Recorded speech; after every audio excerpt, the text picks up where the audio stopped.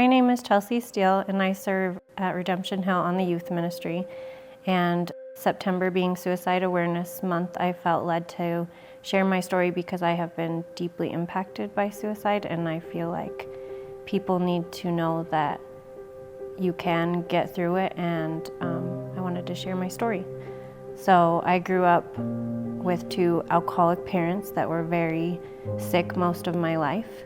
My dad passed away the year that I was going to get married from alcoholism, and I had my mom living in Hawaii and my sister who was with me like 4 years old because my mom abandoned us. And so after my dad passed away, it was just me and my sister, and we weren't really speaking with my mom. I took care of my sister up until the day she passed away, and my sister committed suicide. She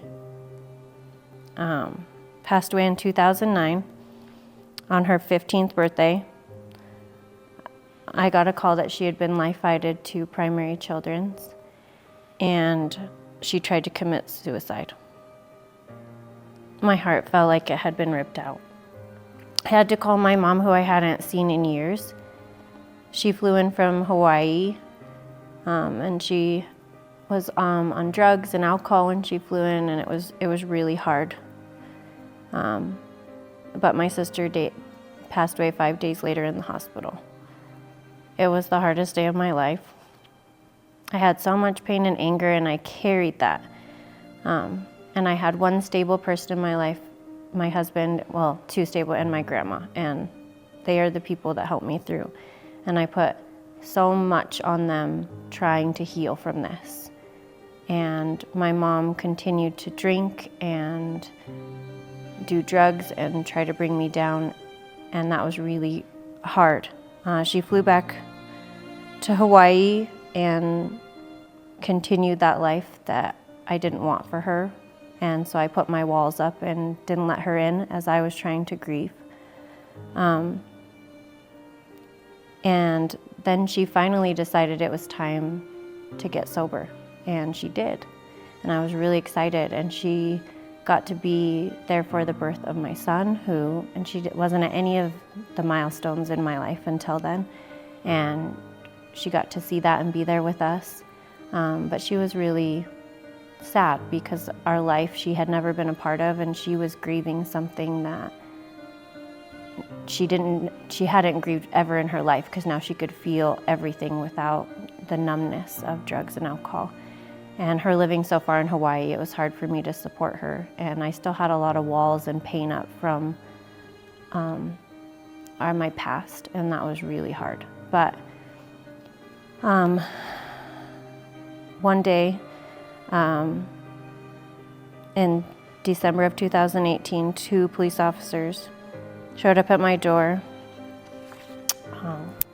and ripped my heart out again and told me my mom had passed away.